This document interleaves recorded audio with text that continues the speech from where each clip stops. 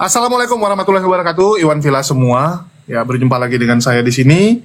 Dan di kesempatan kali ini kita akan ngobrol-ngobrol sekaligus membahas satu hal yang sedang viral, di mana kita memohon ya dukungan dari teman-teman semua untuk saudara kita yang ada di Sibolga ya, di mana saudara kita ini sedang dilaporkan oleh pihak sebelah yang tidak terima tentunya dengan pernyataan-pernyataan Bapak tersebut di live TikToknya.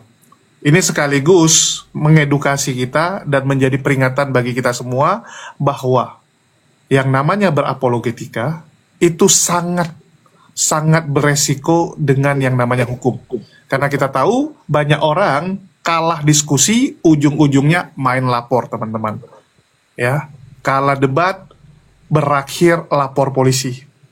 Dan saya rasa teman-teman sudah sangat sering mendengar hal tersebut, di mana banyak sekali ya, Polikardus kan selalu menuduh orang Islam kalah debat lapor polisi. Padahal fakta yang terjadi, teman-teman, sampai detik ini belum ada satupun orang yang dilaporkan Unirifa, belum ada satu orang pun yang dilaporkan oleh Bang Zuma, belum ada satu orang pun yang dilaporkan oleh apologet Islam. Tapi kalau kita dilaporkan, sudah banyak. Ya, saya nggak ambil contoh dari luar. Saya ambil dari saya sendiri saja. Saya dilaporkan sama Wak Labu. Ya, saya dilaporkan oleh pendeta MEM yang babak belur. Saya dilaporkan oleh Paul Jang.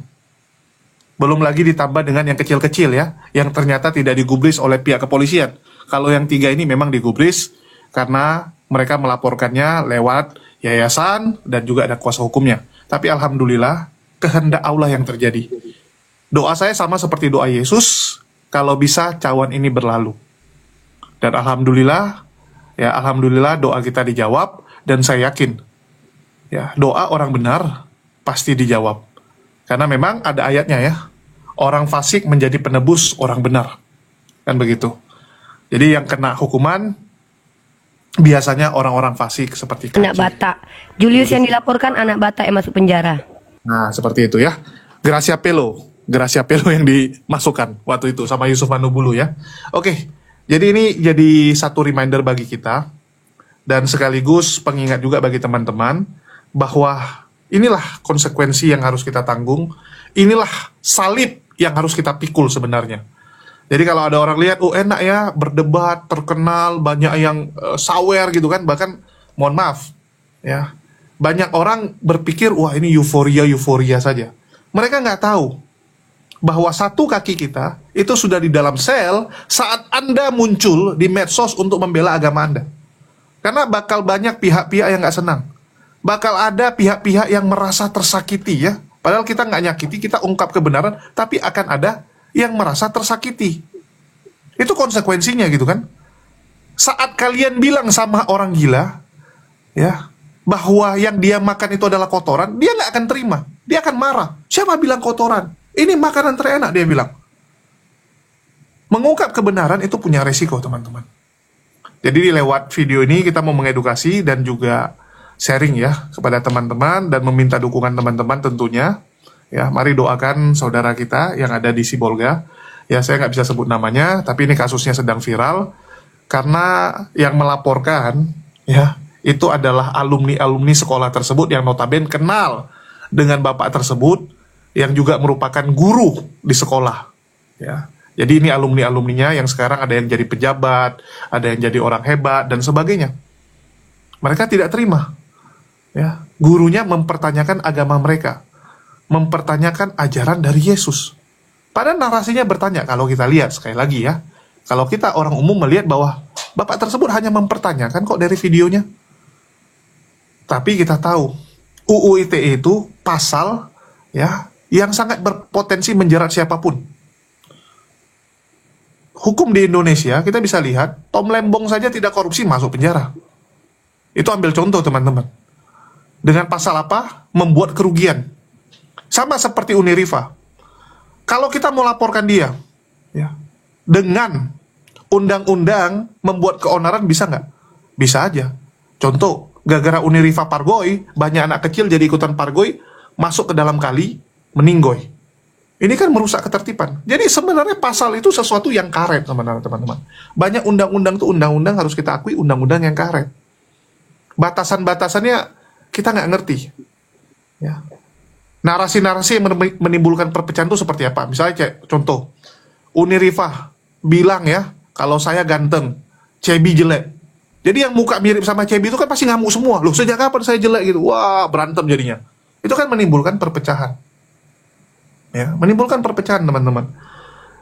Jadi semua tergantung ahli sebenarnya. Ya, semua tergantung ahli dan kita berharap para ahli-ahli yang dipanggil itu bisa benar-benar objektif ya, dan menilai dengan setulus hati lah. Ya.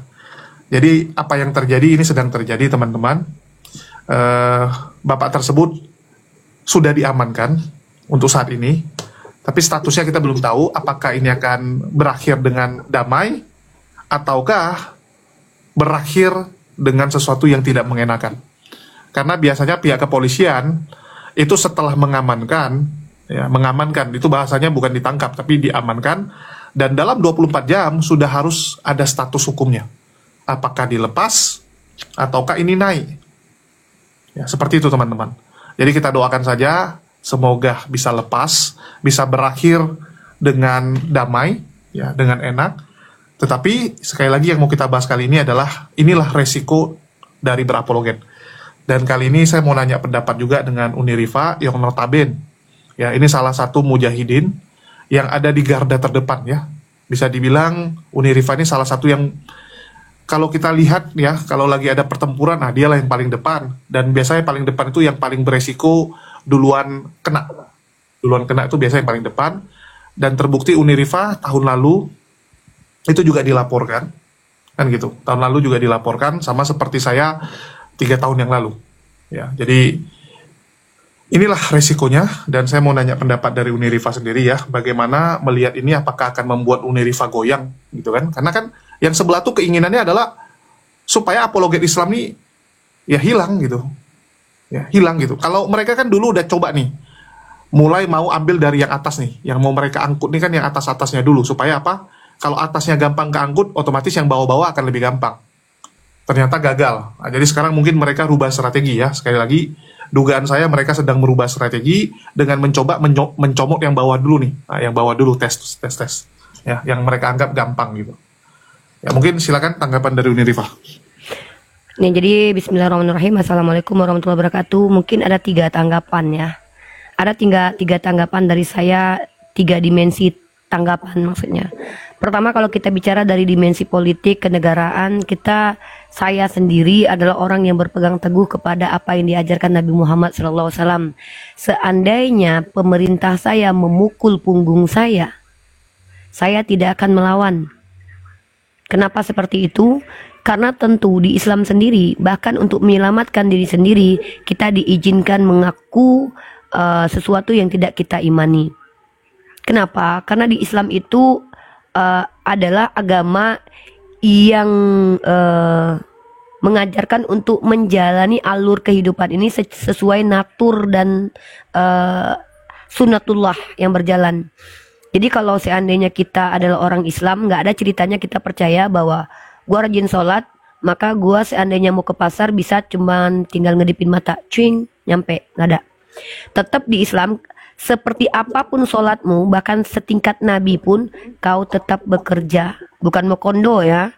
Mentang-mentang kau Tuhan, tiba-tiba kau datang ke dunia, pengen makan, minta-minta, pengen naik keledai, kau ngambil punya orang. Nggak ada gitu di Islam. Sekelas Nabi saja, yang kalau dipikir-pikir tuh ya, dia diutus oleh Tuhan. Dia adalah seorang yang kehidupannya itu, dunia akhiratnya tuh dijamin oleh pencipta alam semesta ini langsung. Dia masih tetap bekerja. Dia masih tetap memiliki istri, mempertanggungjawabkan istrinya, menafkahi istrinya. Dia masih memberikan pendidikan kepada orang-orang. Artinya di sini kita tahu bahwa sebagai orang Islam kita diajarkan untuk jalani kehidupan sebagaimana sunnatullah itu berjalan. Nah, beda dengan orang-orang yang ngaku anak-anak Tuhan, tapi ketika katanya menyampaikan kebenaran takut diciduk, padahal mengaku di dalam dirinya ada Tuhan. Dan menuduh di dalam hidung kita ada setan. Tetapi justru mereka yang mengaku ada Tuhan dalam dirinya ketakutan sama setan dalam hidung Uniriva. Ketika konon katanya menyampaikan kebenaran harus kabur dulu ke Amerika, kabur dulu ke Eropa, kabur dulu ke Jerman. Kenapa? Tuhan dalam dirinya takut digeruduk sama hamba-hamba Tuhan. Jadi anak-anak Theos ini ngomongnya cuma lip service. Tuhan kita berkuasa, dalam nama Tuhan kita semuanya berubah jadi Kristen, amin, haleluya. Yang percaya katakan amin. Tapi ketika malah menyampaikan kebenaran perspektif mereka, kabur dulu bos. Kalau nggak digeruduk sama hamba-hamba Allah. Beda dengan kita umat Islam, kalau kalian ngakunya adalah menyampaikan Islam karena Allah, dan di dalam Islam dikatakan jihad yang paling baik adalah berkata benar di hadapan pemimpin. Apa itu maksudnya?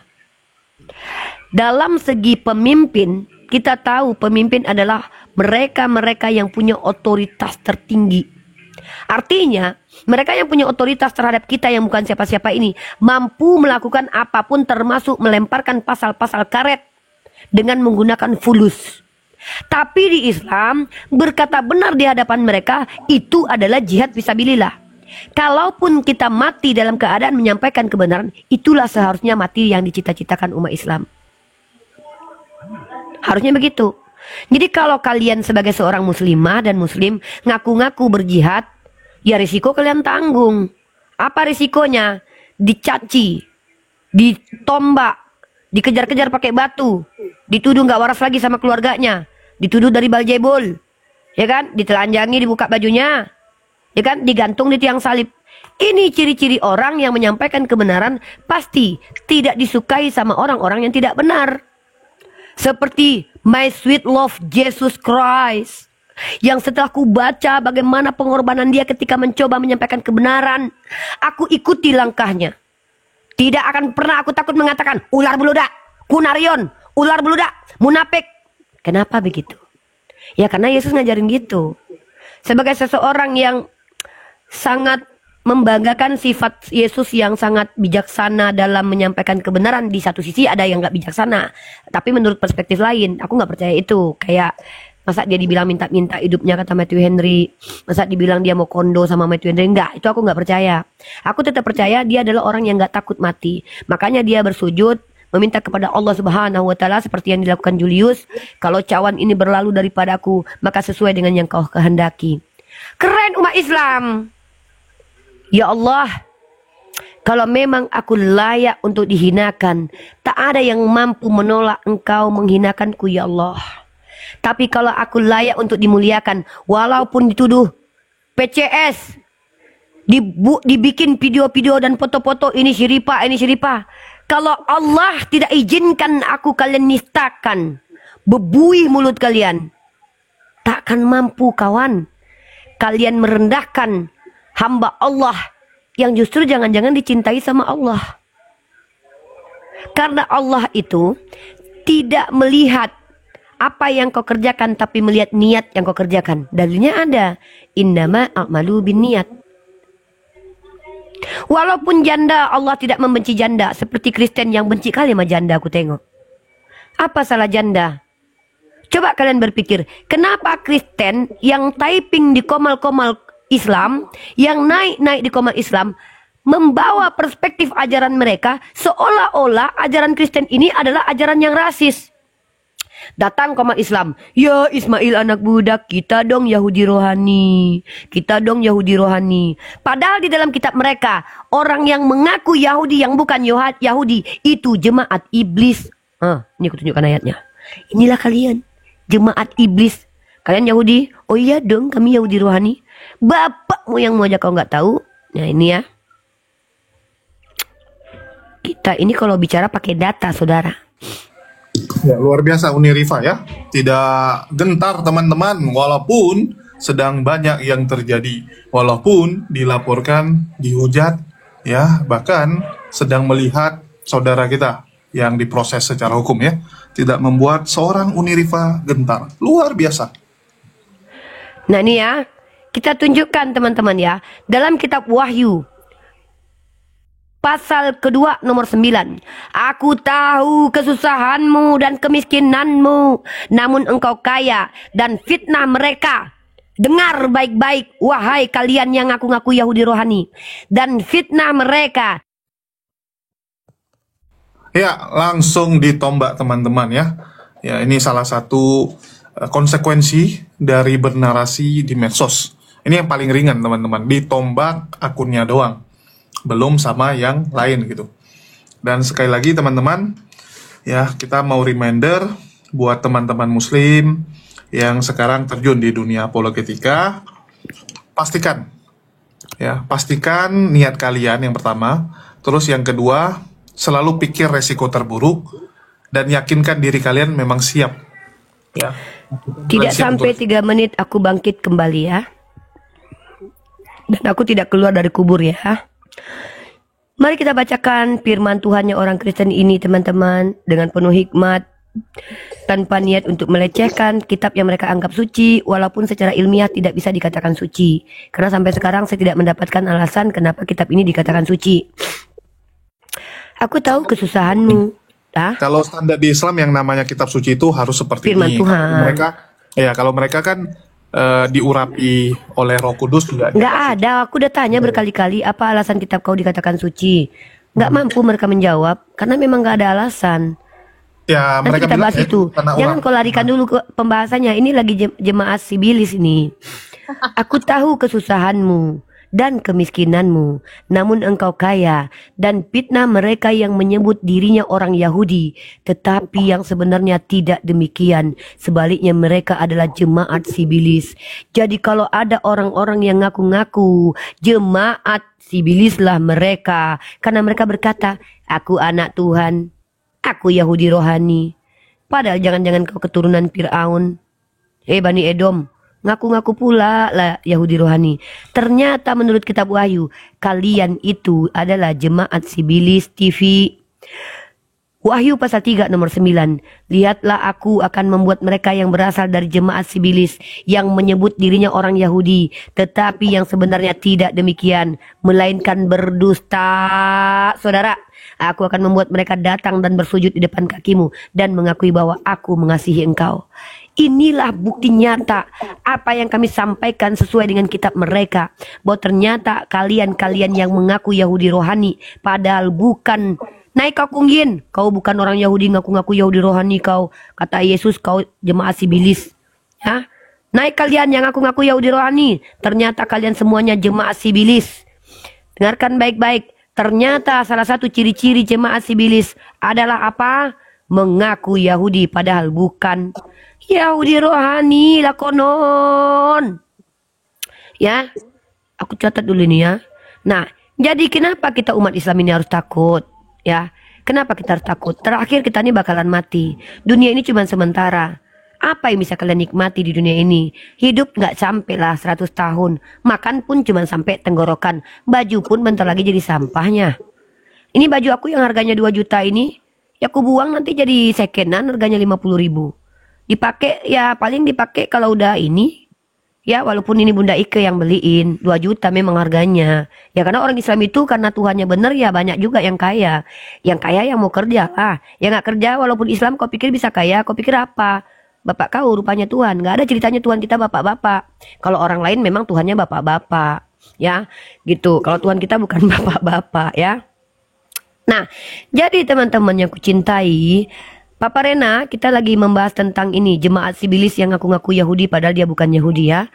Nah jadi teman-teman yang perlu dipahami sekali lagi, kalau kalian memang betul-betul tidak takut kehilangan dunia, kejarlah Allah. Karena sang pemilik alam semesta ini tentu akan memerintahkan alam semesta ini untuk melayani kalian. Makanya aku kalau, sorry to say ya, bukan sombong aku ya. Aku pernah bilang begini, apa tas Louis Vuitton ini? Ini cuman merek. Mau KW, mau enggak, mau betul kek, ini asli ya. Nggak ada dibawa mati.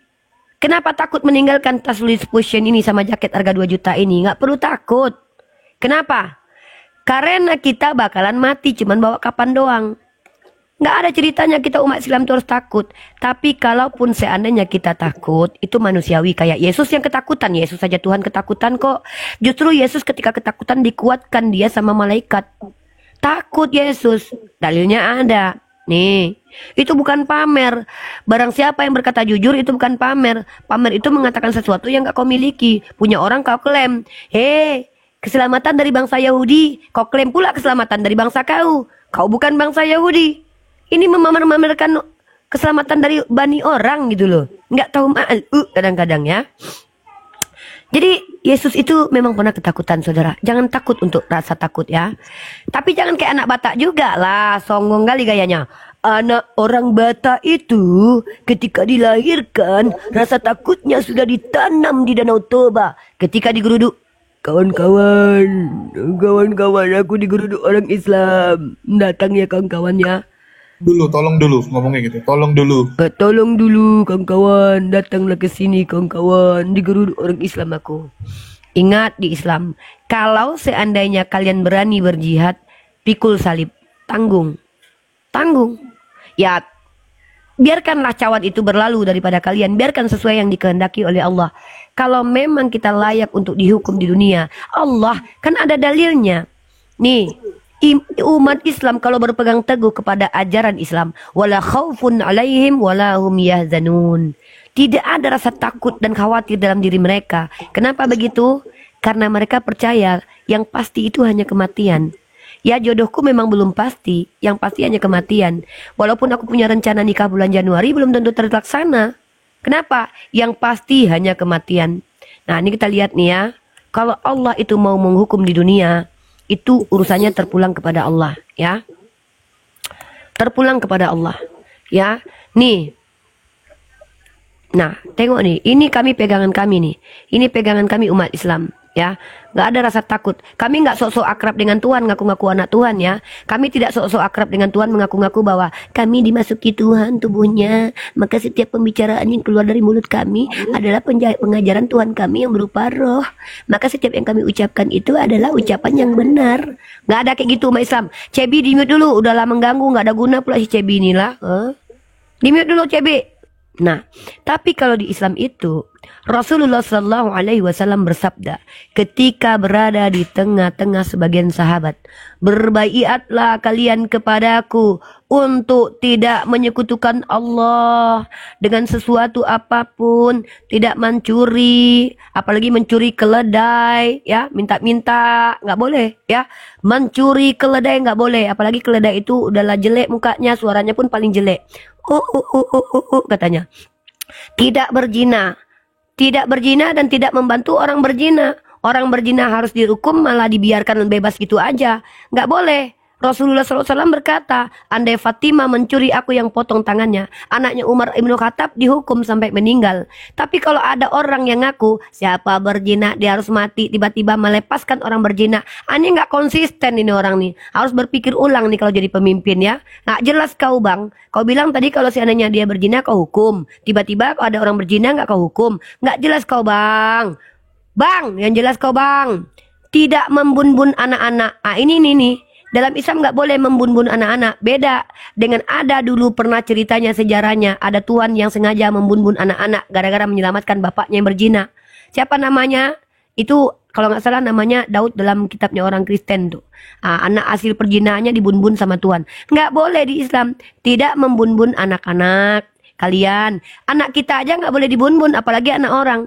Tapi di kitabnya orang Kristen memang ada tertulis, ketika Daud menjinai istri orang, yang dibun-bun adalah anak itu. Ya agak lain memang. Kalau aku dalam pandanganku ini nggak pasti, bukan Tuhan nih. Pasti ini orang yang menambah-nambah ini. Tidak membuat kebohongan yang kalian ada-adakan antara tangan dan kaki. Jadi berbohong itu nggak boleh. Kecuali dalam 3 hal. Menyelamatkan bapakmu dan mamamu. Menyelamatkan dirimu. Ya. Seperti itu. Si Julius langsung chat nih. Fokus dulu kata. Emang gak jelas Julius nih. Jangan malah perbandingan agama katanya. Kau parah kau Jul. Yaudahlah. Jadi teman-teman. Kalau mau berapologet. Ya. Hati-hati juga diksi kalian. Pertama. Berilmulah sebelum bicara.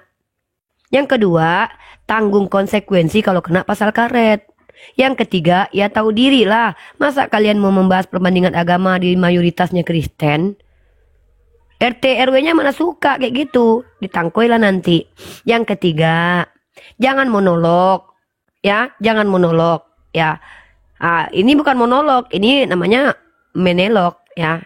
Maksudnya jangan monolog untuk mentafsir kitab orang. Tidak boleh mentafsirkan kitab orang, kita itu masuk ke dalam ranah penistaan agama. Yang boleh itu bertanya aja, boleh. Seperti itu.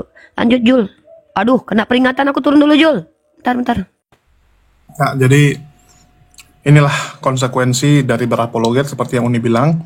Dan Uni Rifa ini salah satu apologet yang saya salut ya. Walaupun ya kalian lihat kelakuannya, tetapi harus saya akui Uni Rifa itu bisa dibilang ya salah satu apologet yang paling siap teman-teman dengan segala konsekuensinya. Coba kalian lihat, dia mau dilaporkan, mau apapun, ya dia siap gitu. Karena kenapa? Dia sudah ya mewakafkan hidupnya dalam jalur perjuangan ini. Apapun yang terjadi sama dirinya, dia sudah siap. Inilah yang teman-teman harus tanamkan dulu. Kalian siap nggak? Jangan siap cuma di mulut. Ini kita harus jujur-jujuran, teman-teman. Banyak orang, ya, siap, ya kita akan lawan. Begitu harapannya tidak sesuai, mundur dia teman-teman. Dan kalau bagi saya sih itu penyaringan ya, hal yang lumrah terjadi. Dulu banyak teman-teman bermunculan orang-orang yang mau mengatakan berjihad gitu. Tapi begitu seiring waktu, ya dia melihat sesuatu yang mungkin tidak sesuai ekspektasi dia, mundur gitu. Begitu ada kayak seperti inilah, nanti ada yang mundur gitu kan. Padahal inilah resiko yang sudah kita tahu dari. Rungkat kok Jul. Nggak tahu si Kebi, bukan aku kan.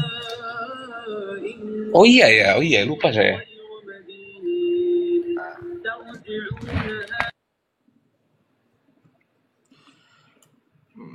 Udah muncul lagi dia. Aduh.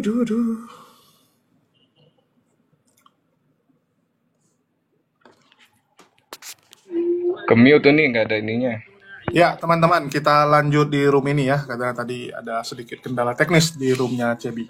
Ya, silakan Uni, mungkin ada tambahan ya mengenai bagaimana sih kita menyikapi hal ini ya, dan juga apa Ya. nasihat dari Uni Rifa buat teman-teman yang mungkin baru mulai berapologet atau lagi kepikiran, wah saya harus turun nih ke lapangan gara-gara CJ mau naik tuh. banyak sekali polikardus yang ya seperti biasa menghujat dan sebagainya. Bang J nggak bisa naik gara-gara memang nggak bisa dijambak dan ya silakan Uni. Ya, jadi memang seperti gini loh ya. Kalau kita itu berada di jalan yang benar, tapi masih keserempet, ya itu memang harus begitu. Maksudnya gini, kalau gue misalnya kemarin waktu di penyidikan ya, kan dipanggil tuh sama polisi, dibuka lah perkara kan, gelar perkara, ditanya. Mereka bertanya sesuai yang, ya ini foto, inikah Anda yang bicara? Oh betul, itu saya. Bukan gelar itu di BAP Uni. ABAP, kalau gelar perkara itu apa lagi? Gelar perkara itu dari pihak kepolisian di internal mereka menggelar. Di situ disaksikan Irwasum, Wasidik, semua perangkat-perangkat kepolisian untuk memastikan. Jadi istilahnya mereka nanti menentukan sikap. Ini kasus ini naik atau tidak. Itu Oh gelar gitu, perkara. nggak tahu lah. Ya pokoknya gitulah yang kuhadapi kemarin. Aku pernah dipanggil, ya aku BAP. datang. Nah kenapa aku harus datang? Ya karena aku mencintai negara ini gitu loh. Justru aku buka Komal, satu tujuannya untuk menjawab. Makanya kan ketika aku buka Komal selalu aku ulangi. Yang awam bertanya saja, yang berilmu silakan bicara. Nah, tetapi aku bukan Kristen yang diajarkan apabila ditampar pipi kiri kasih kanan. Bahkan agamaku membenarkan kalau kau diperangi, kau boleh memerangi lagi. Kalau akidahku diperangi, aku perangi balik. Dengan cara apa? Dengan perang argumentasi. Maka metode dalam dialektika yang diizinkan dalam dunia akademisi itu adalah mirroring. Menggunakan cara berpikir orang lain untuk mempertanyakan kepadanya konsistensi mereka ketika berhujah. Itu hal yang boleh.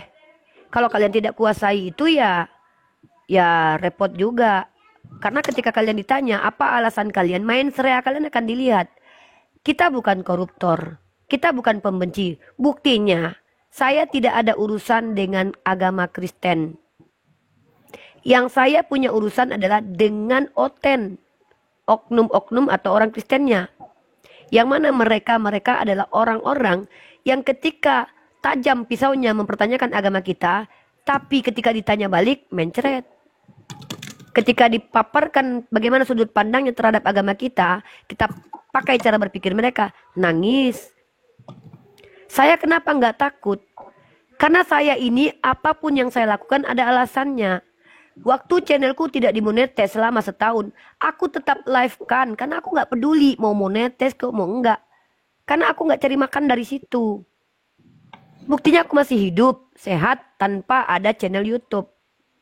Kalau si anak Batak contoh, kenapa memang dia bisa dikatakan sebagai orang yang punya indikasi untuk memecah belah? Karena ada uang.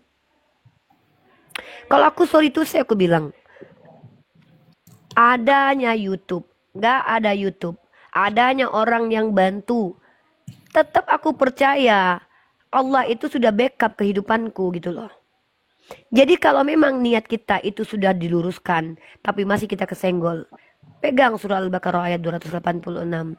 Dulu pernah kisah ketika Rasulullah didatangi oleh sahabat. Ya Rasul, sahabat-sahabat dihina, dipijak seperti Bilal bin Rabah yang diletakkan batu di atas dadanya. Tapi dia hanya mengatakan kalam Allah, Allah, Allah. Dan memang jujur aku gak akan sanggup begitu. Tentu Allah lebih tahu bahwa aku gak akan sanggup begitu. Maka tentulah Allah tidak memberikan ujian berlebihan kepadaku. Gak ada ceritanya itu, jangan melawan orang yang jahat, jangan melawan orang jahat kepadamu. Allah ku gak bilang begitu. Allah ku bilang tidak terlarang bagimu berbuat baik kepada orang lain. Tapi Allah ku juga ajarkan bahwa kalau kalian diperangi, boleh kalian perangi balik. Bahkan kami boleh berbuat baik kepada orang yang tidak melarang, tidak mengganggu gugat kami dalam akidah. Dan itu pun batasannya adalah boleh, bukan wajib. Artinya kalau aku gak berbuat baik kepada Oten, gak berdosaku. Karena kebaikan itu adalah pilihan dari hidupku. Ginilah detailnya Islam mengatur bagaimana cara bersikap dalam Islam. Bahkan sejalan dengan dunia filsafat dan ilmu pengetahuan kok. Kaidah filsafat kata toleransi apa maknanya? Gak ada istilahnya toleransi itu kau masuk ke gereja kau ikut nyanyi-nyanyi haleluya, gak ada. Itu dari kata tolerir. Kau membiarkan orang lain. Ada aku ganggu kalian beribadah. Ada ketika kalian menginjili minta-minta setoran atau kolekte ku ganggu. Tapi aku akan datang ke komal kalian karena kalian senggol agamaku. Contoh kayak kemarin tuh.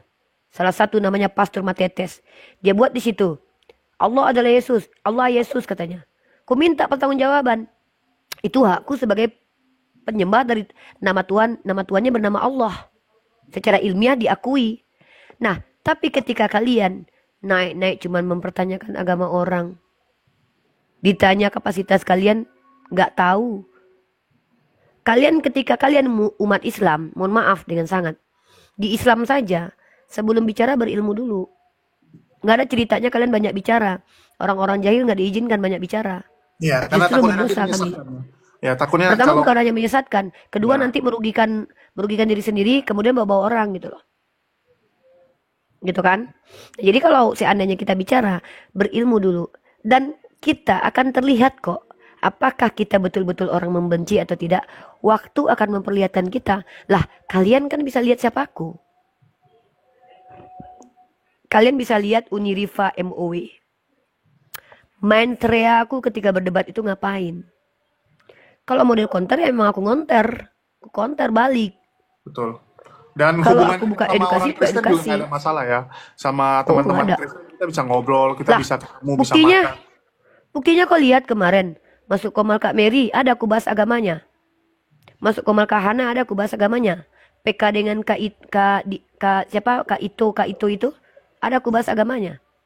Karena aku sedang tidak ada kepentingan untuk diskusi. Kenapa aku diskusi? Karena mereka memulai untuk membuka diskusi. Aku mengajak menantang mereka. Hadapi aku, berani nggak? Kayak tema nih, Tuhan Mokondo. Kenapa aku buat tema itu? Ini terinspirasi dari lagu yang dibuat oleh apologet Kristen bernama Mata Pisau alias Robert Pesci the King. Lagu Nabi Mukondo mengingatkanku seorang nabi yang punya kekuatan 100% Tuhan, ternyata nggak pernah kerja setelah aku selidiki. Itu salah satu model counterku. Contoh ketika Edis mengatakan nabiku Raja Sek, Ternyata yang raja di atas segala raja adalah Tuhannya. Jadi kalau aku membandingkan, entah kenapa memang kalian selalu babak belur. Bukan karena aku pintar, karena memang aku berada di kebenaran. Karena Islam itu adalah agama benar. Dan aku bisa mempertanggungjawabkannya. Aku bilang Islam itu agama benar bukan karena aku agama Islam, tapi karena aku bisa membuktikannya. Dulu nggak berani aku bilang Islam agama benar, Islam agama benar. Karena aku nggak berani. Kenapa? Karena aku belum bisa membuktikannya. Sekarang berani aku. Siapa kalian? Nah, ngaku kalian sini. Ateis, agnostik, Hindu, Buddha, kejawen. Ayo kita bandingkan. Mana agama benar? Bukan agama paling benar ya. Mana agama benar? Definisi apa yang mau kalian pakai? Definisi teori kebenaran. Ayo angkat. 9 teori kebenaran. Bisa kubuktikan agamaku. Teori apa yang mau kalian pakai? Epistemologis dalam dunia filsafat umum. Ayo. Dalam definisi kebenaran secara apa? Teologi. Ayo. Secara esensi. Ayo. Ku bahas semuanya. Duduk kalian. Ya. Duduk kalian sama aku. Apa yang mau kalian bahas? Kenapa aku berani? Aku udah belajar. Aku baca. Ku baca buku ini. Ku baca ini semuanya ini. Aku baca ini. Nih. Ini. Negara ini mengajarkan kita untuk memerangi kebotolan. Aku ikut program pemerintah. Menampar-nampar orang yang mempertahankan kebotolan dan mengajarkan kebotolan di ruang publik. Selalu debatku kalau kalian cross check itu bukan karena mereka meyakini hantu blau jadi Tuhan. Bukan. Kalau enggak mereka rusak KBBI. Kalau enggak mereka pelintir kitabnya. Kalau enggak mereka sumpalkan perkataan mereka ke dalam mulut Tuhannya. Itu yang kudebat. Tapi kalau jujur mana ada kudebat. Riva. Iya Ten. Aku percaya kepada Tuhanku. Enggak apa-apa Ten. Tuhanmu manusia Ten. Bukan. Tapi dia Tuhan. Kan kurang ajar itu. Di kitab kau tertulis aku manusia. Aku manusia katanya. Kalian pula bilang dia bukan manusia. Contoh kayak pendeta kemarin. Keluar tandukku. Ketika di dalam kitabnya Yesus berkata, aku tidak berhak memberikan tempat duduk di sampingku.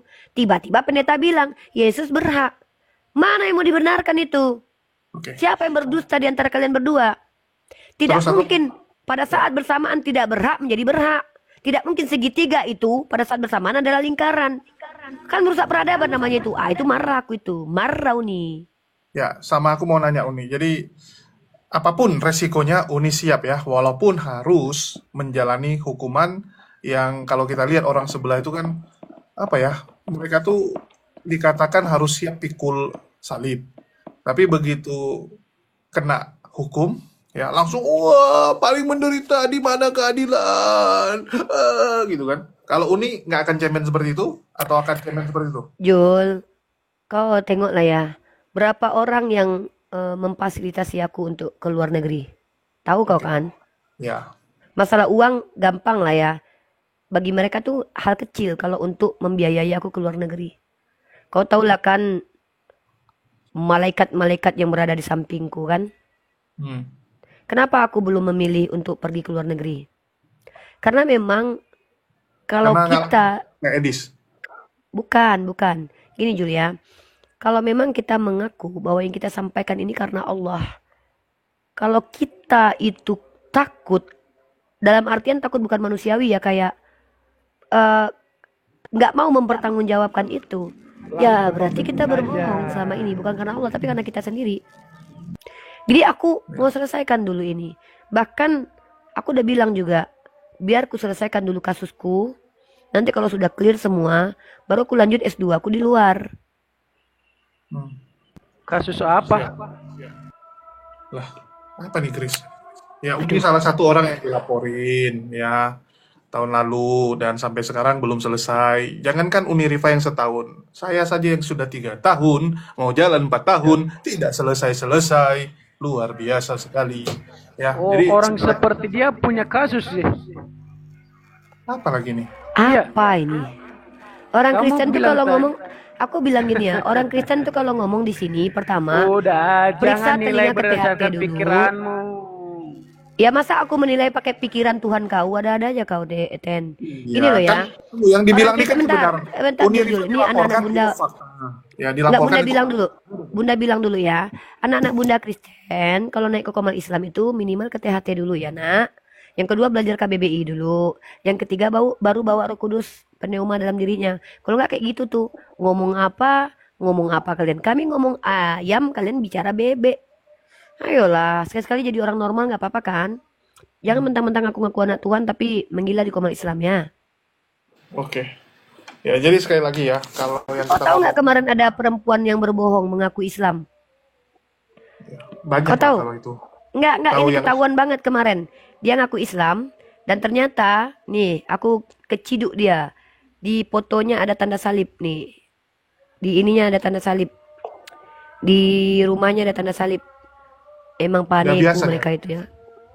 Kalau yang begituan Kayak kan kita udah biasa lah ya. Segala cara mereka lakukan dan yang kita bingung itu apa mereka nggak merasa bersalah dengan Tuhan mereka gitu. Bahkan banyak yang enggak, tunggu teman-teman ya dulu. Kan mereka kalau berbohong emang yang dihukum. pura-pura syahadat, ya pura-pura syahadat untuk menghancurkan Islam dari dalam, untuk menghancurkan nama mualaf banyak sekarang. Banyak teman-teman. Saya juga bingung gitu. Bukankah mereka melakukan hal seperti itu? Sebenarnya yang mereka nistakan itu Tuhan mereka. Coba kalian Aku tunjukkan pikirkan ya. bukti dulu, Cek Jul. Ini bukti nyata ya. Ini bukti nyata kalau ada orang ngaku Islam. Aku debat di roomnya si pastor kemarin. Ternyata oteng, Jul. Nih, Jul. Tengok, Jul. Tuh, Jul. Salibnya, Jul. Nampak kan, Jul? Ntar, Jul. Ya, Ulang nih ya. Ulang ya.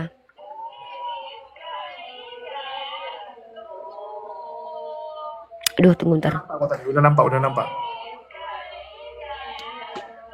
Ya, Tuh. Nampak. Betina ini ngaku-ngaku Islam padahal oteng. Ternyata dia bikin pula status di ininya. Aku punya videonya nih banyak. Kau tengok nih ya. Nih, ini salib juga nih di jamnya nih. Ini salib nih. Ini salib. Dia keluar dari kamar. Pertama ada 3 salib yang kutemukan. Pertama dia keluar dari kamarnya dulu kan. Nih. Allah katanya kan. Mana ada orang Islam bilang Allah. Allah.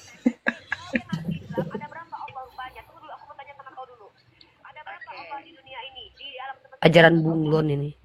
Berdusta dalam segala hal. Tengok ya, dia keluar dari asrama, kayak asrama ini. Pertama jamnya itu ada salibnya. Ada 3 salib. Tengok Jul pelan-pelan ya Jul ya. Perhatikan ya Jul ya. Nih. Nih, 1, bentar.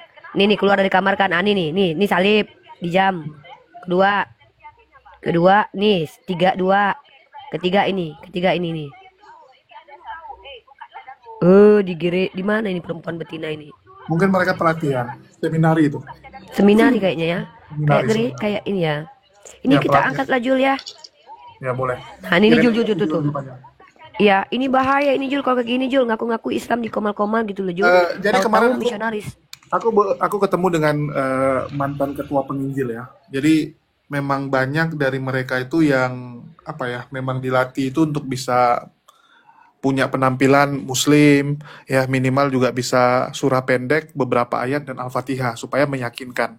Dan banyak yang juga itu ditaruh-taruh di daerah-daerah muslim, bahkan ada yang sampai disusupkan di pesantren untuk merusak akidah santri-santri dari dalam gitu. Jadi santri-santri diajakin, ya kita ngapain ya sholat gitu kan? Ya, apakah ini benar gitu kan? Masa Tuhan butuh disembah seperti ini? Harusnya Tuhan yang benar kan? Setiap saat kita mau nyembah bisa dong. Kenapa harus dibatasi jamnya bla bla bla? Jadi dia melemahkan akidah santri-santri itu dari dalam. Dan itu banyak teman-teman. Banyak kita dapati, dan sekali lagi itulah yang jadi fokus utama saya terutama di 2025. Ya, alhamdulillah juga sih. Jadi kalau teman-teman yang ngikuti channel saya ya, kalian bisa lihat saya itu awal mulanya mulai dari debat, betul nggak? Channel Hidayah Mualaf Channel itu kan saya buat untuk debat, ya. Disita oleh pihak kepolisian, terus saya juga diproses, ya, dipanggil, wah capek lah, ya. Bahkan luar biasa, setahun bisa 6 kali saya dipanggil waktu itu. Terus sampai sekarang belum kembali. Waktu itu saya pikir mungkin Allah mau taruh saya di medan perjuangan yang lain, apalagi saya lihat teman-teman yang apologet udah banyak. Ya udah, saya waktu itu sama Alayubi, sama Aki Bamtri, kita putuskan, kita biarkanlah teman-teman yang lain yang berdebat, kita ambil ranah yang orang lain nggak kerjain, yaitu pemberitaan sama reaksi. Ya, waktu itu aku, Alayubi, sama Bamtri, bertiga kami mengalah, ya, kita buat channel reaksi. Alhamdulillah naik kencang. Ya. Dan saya rasa teman-teman sebagian tahu lah.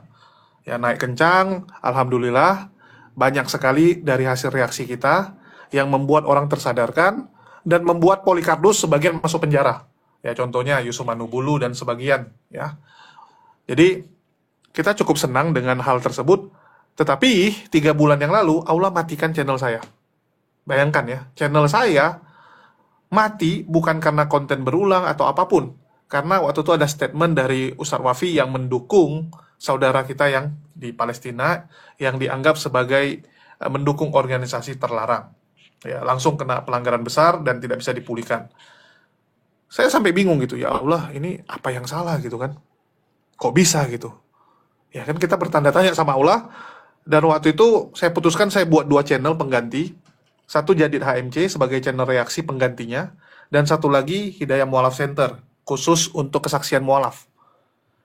Secara matematika dan pikiran kita, tentu saja yang paling cepat besar Jadid HMC. Karena kan channel saya mati, otomatis penonton saya pasti akan pindah ke Jadid HMC yang baru. Betul nggak? Penonton saya itu penonton yang suka reaksi dan pemberitaan. Itu bukan orang yang suka nonton debat ya.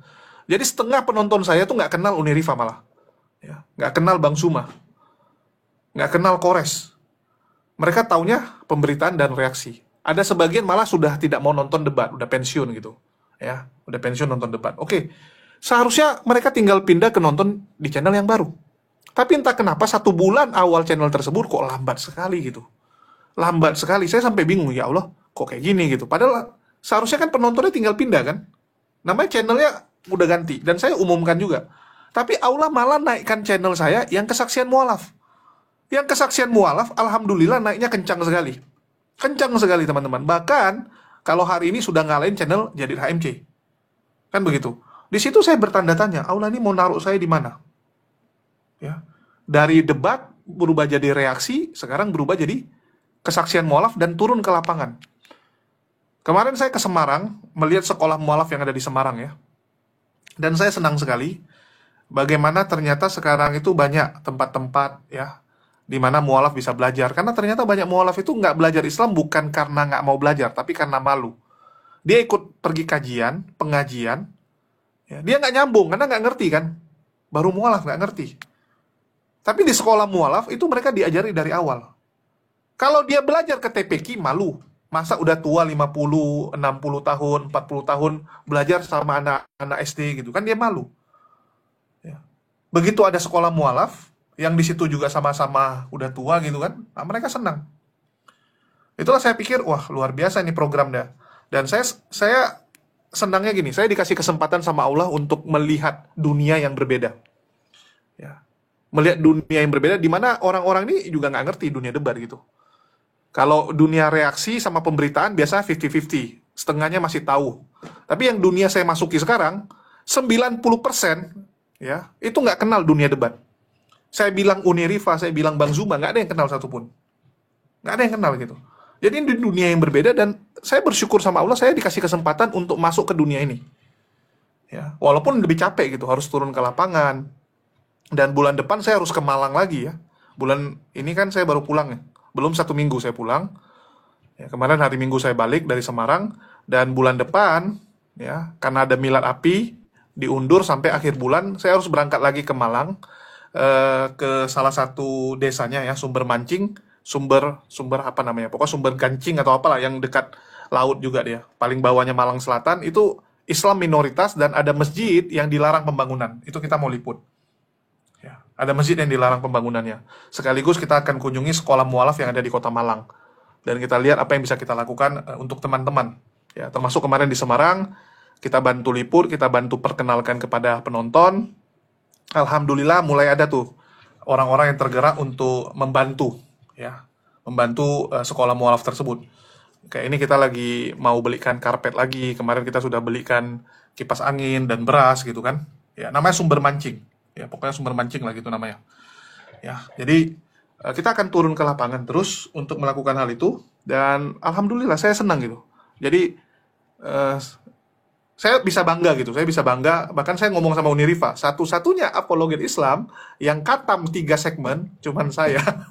Yang katam 3 segmen. Saya pernah di dunia debat, pernah di dunia reaksi, dan saya pernah di dunia yang di lapangan gitu. Yang notabene nggak semua teman-teman itu dapat kesempatan untuk menjajal ketiga segmen ini gitu kan. Aku Dan nanti saya insya Allah tahun depan udah mulai di lapangan aku. dan Uni Riva saya ajak kemarin ya. Saya bilang Uni, udah saatnya kita turun-turun ke lapangan ya, membagi ilmu. Tujuannya apa? Di bawah itu teman-teman banyak sekali misionaris bergentayangan. Dan yang paling miris tahu nggak Uni Riva? Banyak penonton yang udah nonton 3 tahun 4 tahun dunia debat ini harusnya kan mereka sudah bisa mengcounter misionaris. Bahkan kalau dibilang secara kemampuan mungkin dia sudah bisa hadapi pendeta seharusnya. Mereka kalau WA sama saya, Kojul, ternyata Yesus tuh gini-gini ya. Ini ayatnya kan. Mereka bisa tampilkan ya. Ayatnya gini-gini. Tapi begitu ketemu misionaris, tahu nggak yang dia lakuin apa Uni? Apa? Diusir pakai sapu. Itu Jadi dia kenapa bilang, hawa Kojul, nafsu lebih mendahului daripada ini. Makanya iya. aku bilang, Ya, karena mungkin reaktif mereka nih melihat masalahnya. Edis. Ya. Jadi aku bilang, aku langsung marahin ibu itu. Bu, ibu nonton debat udah berapa lama? 4 tahun. Terus misionarisnya ibu apain? Ya saya usir lah Kojul. Masa datang ke kampung kita nawar-nawari agama? Lah, kenapa diusir pakai sapu, Bu? Harusnya tunjukkan adab Islam. Ajak dia ke rumah, kasih dia teh, kasih dia kopi, kasih dia makanan, ajak dia diskusi. Tunjukkan kepada dia ajaran yang benar.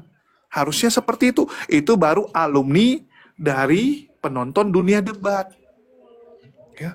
Oh gitu ya Kojul, tapi orangnya nyebelin gitu. Ya Itulah aku saya mau bilang, nanggapin saya ini juga berharap nih. ya, dengan kita edukasi teman-teman, kita berharap ya, di setiap daerah di Indonesia ada orang-orang yang memang siap untuk menghadapi misionaris-misionaris ini. Alangkah kerennya. Ya, alangkah kerennya kalau ada penonton-penonton kita yang kirimin video ke saya, Kojul, ada misionaris datang, terus saya injili balik, ini videonya. Oh kan enak, kita angkatnya juga bangga kan. Iya. Ada videonya kita angkat dengan rasa bangga, inilah orang-orang dari hasil nonton dunia debat. Seperti itu. Silakan Uni. Nih, aku mau kasih contoh ya.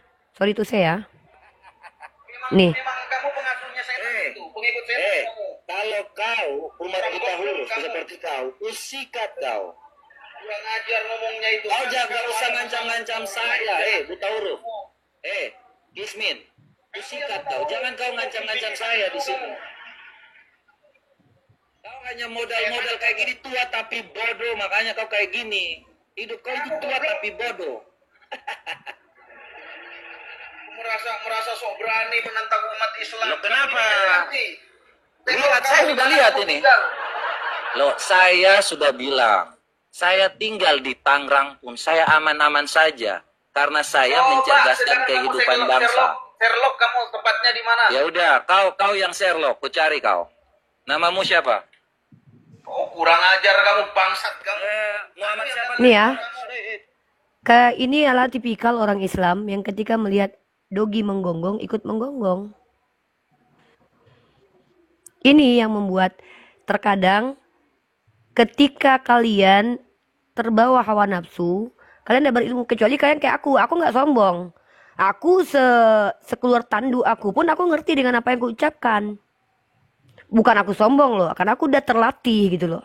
Aku udah 6 tahun terbiasa, setinggi apapun emosiku melihat mendengarkan nabiku dihujat, aku tidak kehilangan esensi ucapanku. Mampu nggak kalian begitu? Gini Contoh. Uni, kalau Robert itu memang jangan ditanggapi. Kalau udah yang menghujat, Iya. udah turun aja gitu. Enggak, maksudnya gini. Enggak apa-apa Jul. Kalau mampu bertarung, bertarung Jul. Tapi udahlah kemudian cuman ngancam-ngancam. Ngapain? Ya. Jangan, Nah, jangan. kalau aku- Jangan pernah kalau main aku- fisik ancaman, teman-teman. Makanya kalau aku beda. Aku naik ke tempat Edis. Kau tengok kan aku tempat Edis. Apa yang dia bawa? Muhammad Raja Sek katanya kan. Oke. Nggak apa-apa. Nabi Muhammad dikatakan Raja Sek gara-gara memiliki kekuatan 30 pria. Aku nggak perlu membantah. Cukup kutanya balik. Kalau nabiku dikatakan Raja Sek gara-gara memiliki kekuatan 30 pria, apa kabar dengan Tuhan yang memiliki kekuatan 100% Tuhan? Barangnya lebih kuat mana? Itu yang membuat aku di-kick di Komal Edis. Nggak Setuju. perlu aku merendahkan nabiku, merendahkan Tuhan orang lain. Cukup kutanyakan cara berpikirnya. Nah, sama kayak ini nih. Si Mata Pisau kan membuat lagu Nabinya Mokondo. Aku nggak perlu ketakutan, kemarahan, emosi. Enggak. Ayo mari kita kupas tuntas pakai dalil. Kalau nabiku dikatakan mokondo, alasannya apa? Nabiku kecil-kecil udah kerja, nikah dengan perempuan pakai mahar. Ketika hidup pun nggak makan dari minta-minta dan sedekah, bahkan diharamkan makan zakat dan sedekah. Tapi kalau kutanya ada Tuhan yang berkekuatan 100% Tuhan, nggak pernah kerja, minta-minta hidupnya, itu mokondo nggak itu? Aku turun dulu, kena Ya, batasan aku. jadi seperti itu teman-teman ya. Jadi tujuan kita di sini ya kita edukasi. Sekali lagi, memang giro kita tuh terpanggil. Saya ngerti kenapa banyak orang kayak begitu ketemu misionaris langsung jijik gitu ya. Mungkin mereka membayangkan, wah ini edis gitu kan. Tapi sekali lagi, mari ya kita tunjukkan ajaran yang benar dengan cara ajak mereka untuk berpikir, ajak mereka untuk menggali lebih dalam. Ngerti nggak sebenarnya mereka dengan agama yang mereka jual ini? Itu sih. Nah, itu yang coba saya lakukan dan saya pikir saya perlu bantuan teman-teman. Itulah kenapa saya ajak Uniriva sama Daman ya. Karena saya anggap dua orang ini termasuk yang gampang diatur gitu. Ya, gampang diatur. Jadi mereka nih saya ajak untuk turun ke daerah untuk edukasi supaya apa? Supaya teman-teman kita di daerah nih tahu gitu. Kalau ketemu misionaris, yang mereka nanya ini cara jawabnya apa. Dan kita juga sambil membagikan bukunya Ustaz Wafi yang memang bukunya itu adalah menjawab fitnah kepada Islam. Nah, jadi saya rasa buku tersebut sangat bagus bagi teman-teman yang mau beli silakan ya. Kita memasarkan buku tersebut 100.000 dapat 2 buku dan sekali lagi ini kita bagikan ke pondok-pondok dan yayasan-yayasan mualaf. Ya, saya bagikan. Jadi kayak kemarin saya ke Semarang saya bagikan dan nanti kemarin ke Semarang saya bagikan, ini ke Malang juga mau saya bagikan. Tujuannya apa? Supaya ini bisa dipakai sama teman-teman. Ya, ini mau saya bawa ke Malang. Aku tinggalin 1 buat aku. Ya, ini kita pakai kenapa? Supaya teman-teman kita yang di daerah ya tahu gitu jawabnya seperti apa. Karena nggak semua orang itu nonton YouTube, nggak semua orang nonton TikTok. Kayak contoh kemarin di Semarang, mereka nggak kenal sama Uniriva. Artinya mereka kan nggak pernah nonton debat-debat ini. Sehingga mereka kalau ketemu misionaris, mereka kebingungan. Ya, jadi ini kita bagikan buat teman-teman di sana. Dan bagi orang saudara-saudara semua yang mau berinfak juga bisa ya. Jadi bukunya ada dua buku 100.000 dan ini kita infakkan ke ponpes-ponpes dan juga yayasan-yayasan pembinaan mualaf supaya mereka ada pegangan gitu. Ya, selain kita akan buat kajian-kajian dan Uniriva sama Daman ku ajak memang. Ya, ku ajak Daman sama Uniriva untuk Kurang ajar kau mengedukasi. bilang aku bisa diatur. Lah kan lebih bisa diatur. Lah bagus Kalau lah. ada di Makassar ikut kok. Siap. Makassar belum mungkin karena masih jauh. Kita ke Jawa dulu. Kita ke daerah-daerah yang gampang diakses. Tapi insya Allah kalau nanti memungkinkan kita juga akan keluar Jawa gitu. Kalau sekarang mungkin kita utamakan di Jawa dulu karena lebih gampang diakses terutama untuk tahun ini ya. Toh juga ini udah bulan 8. Kalau saya bilang, oh ya tenang nanti ke sana kan muluk-muluk gitu. Insya Allah. Ya, Kau insya tahu nggak Allah Jul, ke sana. yang membuat aku heran dalam 6 tahun diskusi ini? Apa? Setiap tuduhan mereka di dalam agama kita itu babak belur Tuhannya. Kenapa ya? Maksudnya inilah bukti kalau Islam itu berada di yang benar kan. Apapun tuduhan mereka bilang Nabi kita pedo katanya. Tahu tuh nenek moyangnya yang pedo, nenek moyang Tuhannya. Terus banyaklah pokoknya selama aku diskusi ini aku semakin berani aku bersuara karena apapun hujatan mereka itu pasti tuh kebuka aib agamanya gitu loh. Contoh kayak Dis kan, Muhammad adalah Rob. Ya kita gini aja. Oke Dis, Nabi kami berarti Rob, setara dengan Tuhan kau. Iya katanya kan. Kan dia yang merendahkan Tuhan, yang menyetarakan Tuhan kita dengan Nabi kita dengan Tuhannya kan. Kita nggak pernah kan menyamakan Tuhan kita dengan Tuhannya, malah kita nggak terima Tuhan kita disamakan dengan Tuhan mereka. Jadi memang mereka tuh yang memang pengen berada di kaki kita gitu loh. Setuju. Iya, ini yang aku perhatikan. Jadi aku kayak, Masya Allah, apapun tema dari semua oten Nabi Mokondo, ternyata Tuhannya yang Mokondo. Subhanallah, luar biasa. Ya mungkin aku kasih nama ya. Astagfirullahaladzim. Bagi teman-teman bisa lihat di YouTubeku di Hidayah Mualaf Center. Ya ini kita sudah naikkan videonya. Aku gedein dulu bentar. Ya jadi seperti ini. Ini sekolah mualaf. Jadi mereka bikin kajian tuh seminggu sekali ya. Ini sekalian mereka ada makan siangnya. Jadi makan siangnya ya ala kadarnya. Ini aja baru ya? Iya baru ya? Mereka ada bakso, minum. Nah jadi nih, jadi namanya adalah Sekolah Mualaf Semarang yang ini. Ya, ini, jadi mereka tuh seminggu yang rutin sekali setiap hari Sabtu. Ya karena hari Sabtu kan semua orang bisa ngumpul. Tapi kadang-kadang ada tambahan, misalnya ada guru atau orang yang mau bikin kajian hari Rabu atau hari Kamis, mereka belajar lagi gitu. Jadi seminggu bisa 2 kali. Ya, tapi yang resmi hari Sabtu. Tapi kadang-kadang ada tambahan-tambahan. Kayak kemarin hari Rabu ada tambahan juga gitu. Ya, seperti itu teman-teman. Ya, jadi mereka agak lucunya karena wajib mencatat. Jadi memang ini sekolah teman-teman, bukan hanya kajian, wajib mencatat mereka. Tunggu ya. Jadi kalau nanti mereka ada PR dan itu dikasih hadiah memang. Ya, jadi memang dibikin penariknya itu ada hadiah-hadiah lah supaya mereka tuh mau belajar dengan rajin. Ya, karena kadang-kadang kayak anak-anak juga sih. Ya, kayak anak-anak juga nih. Jadi mereka ada PR-nya harus dikerjain. Apa beda Bible dengan Injil? Beda.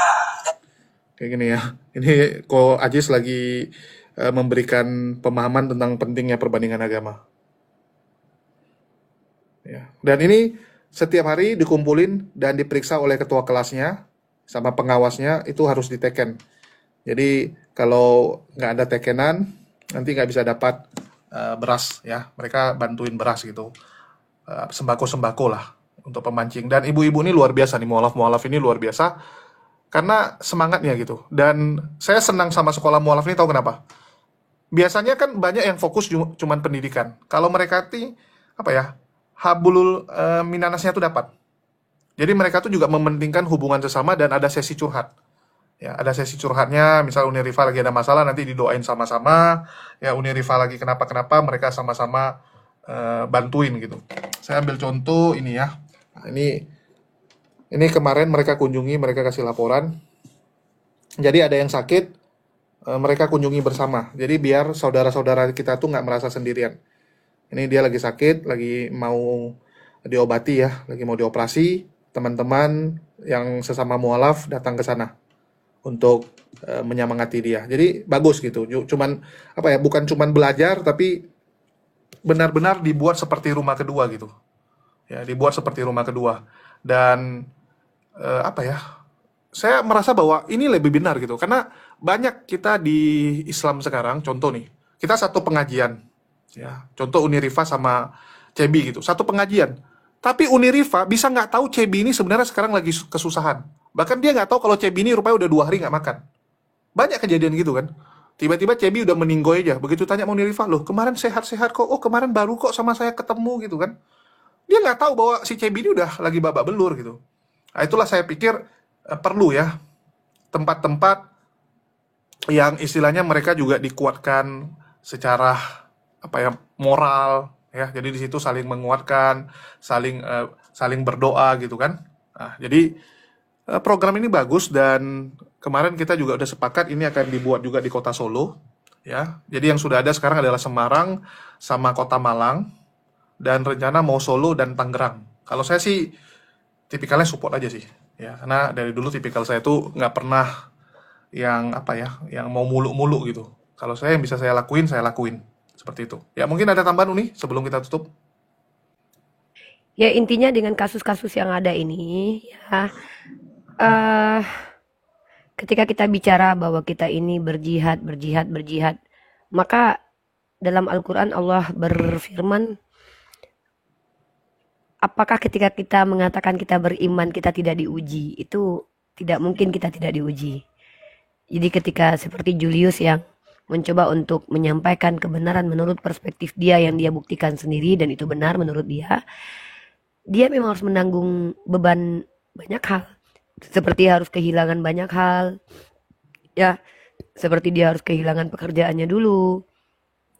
Atau seperti Papa Rena mungkin dibenci sama keluarga-keluarganya atau dibenci sama orang-orang yang tahu dulu dia adalah Kristen kemudian pindah keyakinan. Itu yang namanya jihad. Begitu juga dengan kita yang Islam dari lahir ini. Ketika kita siap dengan berperang ya tidak mungkin kita tidak luka. Karena Rasulullah sendiri itu pernah giginya berdarah. Sekelas Rasulullah, Nabi kita loh. itu pernah giginya berdarah. Artinya kita tahu yang namanya ketika kita sudah masuk di medan perang, tidak mungkin kita tidak tersabet pisau. Jangan kalian berharap saya nih berperang, pengennya dilihat berperang, tapi pengen duduk di atas kursi sofa enak. Saya pengen berapologet, tapi pengen dikasih donatur, duit. Ada uang, kalau ada masalah ada yang backup. Siapa kalian? Itu yang tidak boleh kita lakukan ya. Berharap kepada manusia. Berharap itu hanya kepada Allah. Biar Allah yang mendatangkan orang-orang hebat nanti untuk membantu kita, mensupport kita. Karena kalau kita meminta pertolongan kepada manusia, manusia itu tempat kecewa gitu loh. Jadi kalau ada para orang-orang yang mengaku berapologet, motivasinya itu hanya untuk dunia, ya kan dapat. Tapi kehinaan akan menyertainya. Karena dia tergolong kepada orang munafik. Itu keniscayaan itu. Allah tidak pernah mengingkari janjinya.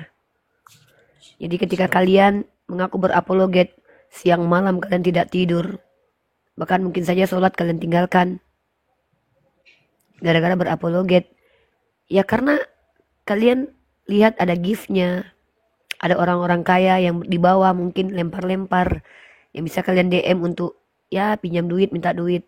Percayalah. Waktu akan menyingkirkan kalian. Dengan seizin Allah. Sudah terbukti itu ya. Sudah terbukti akan ada penyaringan. Dan mungkin aku tambahin nih ya. Aku ingat waktu kemarin tuh aku pernah dihubungi hampir setiap hari sama Bu Josi. Ya, tahu nggak dia hubungi kenapa? Dia cuma ingin memastikan bahwa aku kuat. Aku kuat imannya, aku bisa istiqomah. Lantaran kenapa? Ini sedikit curhat ya. Gak apa-apa lah ya, udah mau tutup soalnya. Jadi waktu aku tersandung kasus ini yang dilaporkan oleh oten-oten yang fitnah saya, ya segala cara mereka lakukan untuk supaya saya bisa ditangkap, kan gitu. Itu saya jalaninya teman-teman. Ya, kalau mau jujur sendirian. Jadi kalau ada yang berpikir kayak tadi Uni bilang kamu akan ditolong oleh orang, akan ada banyak yang di depan kamu dan sebagainya, belum tentu. Saya saja sudah alami teman-teman. Ya. Buktinya waktu itu saya hadapi sendiri loh. Saya hadapi sendiri. Sampai Bu Josi istilahnya dia jadi nggak enak, dia bilang, Jul jangan kecewa sama orang Islamnya, ya itu oknumnya gitu, ya kamu harus ingat gitu. Saya bilang enggak kok, saya nggak ada masalah, walaupun saya harus sendirian, ya walaupun teman-teman nggak ada yang bisa membantu, tapi saya pikir ya wes, ya karena ini konsekuensi yang harus saya tanggung. Saya maju kok tetap, dan saya nggak ada istilahnya nggak ada sakit hati, nggak ada saya bilang Uni mana kamu kok nggak nolongin saya gitu. Tapi begitu teman-teman ada masalah, tetap saya tolongin. Ya, Uni Rifa, Nora, ya, tetap saya tolongin. Sampai Bu Josi kemarin nanya sama aku, ngapain lu tolongin gitu kan? Padahal lu waktu susah juga nggak ditolongin gitu.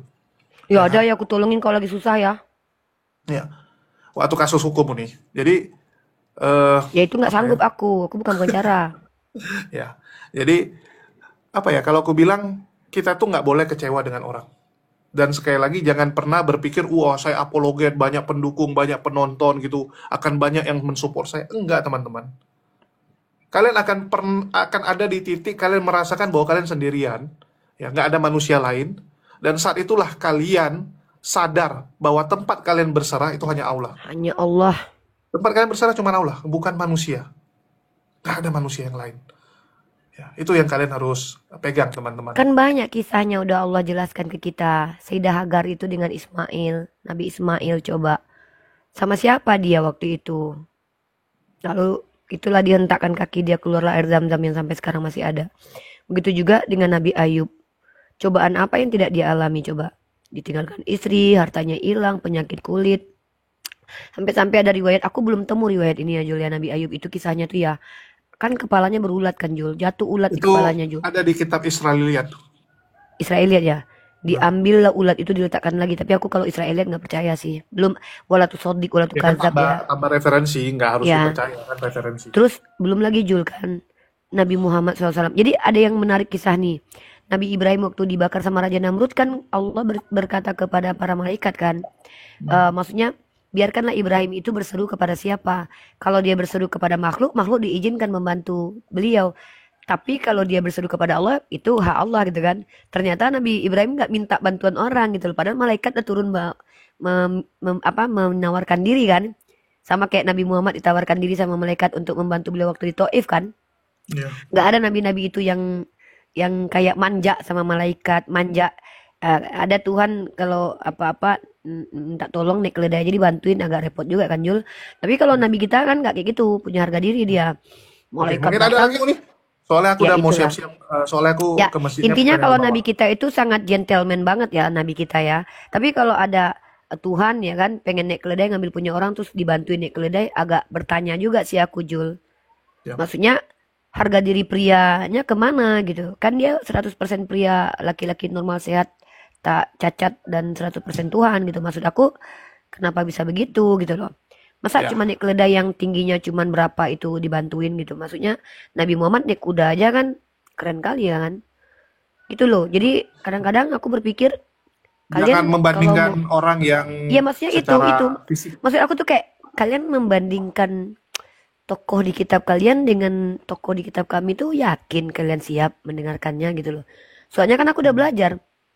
Nabi aku nikah, normal, sehat, perkasa. Ngangkat dia berantem sama Sayyidina Ali, kalah Sayyidina Ali. Lah ini Tuhan berantem sama Nabi Yakub kalah kan nggak worth it banget kalau dibandingin sama Nabi aku kan Jul. Nabi aku kaya raya, nggak minta-minta sedekah. Jadi kayak ini orang Kristen ini sadar nggak sih kalau ngebandingin Tuhannya sama Nabi kita tuh kayak mereka tuh bubuk gitu loh. Belum lagi mereka bilang Nabi kita menikahi bocil. Lah hebat ketika Nabi aku menikahi anak kecil, tapi ternyata anak kecil itu tumbuh menjadi ulama besar daripada Tuhan masuk ke dalam perut mamanya terus keluar pecah perawan dari dalam, mamanya trauma, buktinya nggak tahu kisahnya kayak mana lagi hidup mamanya. Lebih ngeri lagi. Gitu loh. Setuju. Udah, tunggu ya. Soalnya aku udah mau tutup supaya aku bisa jalan. Ya, mungkin dari Papa Rena ada tambahan? Aman bang, aman, lanjut. Saya Oke ya, nyimak. mungkin aku sudah aja karena aku juga mau jalan. Ya, makasih nih buat teman-teman semua dan sekali lagi mohon doanya ya buat saudara kita yang ada di Sibolga yang sekarang sedang menjalani proses. Dan saya yakin ya apapun yang terjadi itu semua atas kehendak Allah. Ya, ada rencana Allah yang terbaik dalam hidup saudara kita. Sekian dari saya, makasih buat semuanya. Di akhir kata saya ucapkan wassalamualaikum warahmatullahi wabarakatuh. Sampai jumpa di lain kesempatan. Yuk.